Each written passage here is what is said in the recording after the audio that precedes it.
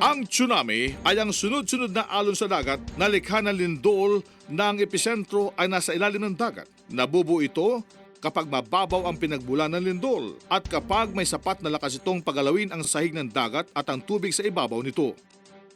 Maaari ring magkaroon ng tsunami kung may landslide sa ilalim ng dagat, kung pumutok ang bulkang malapit sa dagat o sa ilalim nito, at kung may bumagsak na bulalakaw sa karagatan.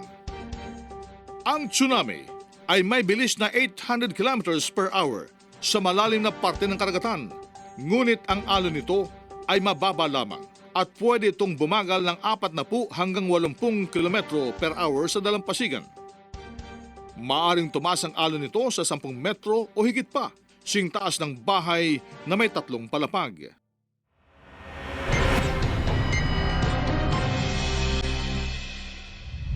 Para maibsan ang epekto ng tsunami, magtanim ng mga puno at bakawan sa tabing dagat.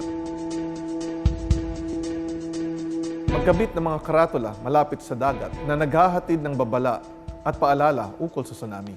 Maglagay ng karatulang tsunami hazard zone sa mga lugar na maaaring tamaan nito. Tiyakin ding mayroong directional signs patungo sa mga ligtas na lugar o evacuation sites. Siguraduhing maluwag at ligtas ang mga daang papunta sa mga ito. Bumuo ng tsunami evacuation plan at magsagawa ng tsunami evacuation drill sa inyong komunidad.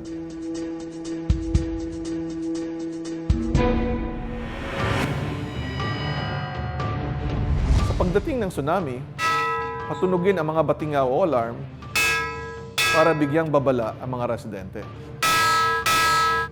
May 3 natural na senyales kung may padating na lokal na tsunami. Una, lindol na may sapat na lakas para maramdaman ito. Ikalawa, ang biglaang pagbaba o pagtaas ng antas ng tubig dagat. Kakaiba ito sa normal na low tide o high tide. At pangatlo, dagundong ng papalapit na tsunami. Pinapayuhan namang manatili sa malalim na parte ng dagat ang mga pumalaot habang may tsunami. Dapat nilang hintayin ang go signal bago bumalik sa dalampasigan. Pagkatapos ng lindol, tumungo sa mataas na lugar, dala-dala ang emergency survival bag. Sa evacuation area, mag-head count at suriin ang sarili at inyong mga kasama.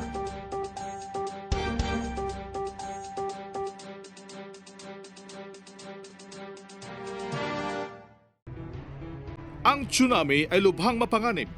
Kaya nitong tangayin ang mga bangka, malalaking bato at iba pang malalaki at mabibigat na bagay.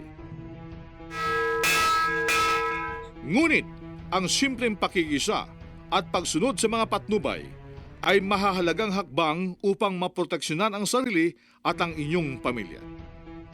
Tamang kaalaman ay kahandaan, maging ligtas, maging panatag, Pilipinas.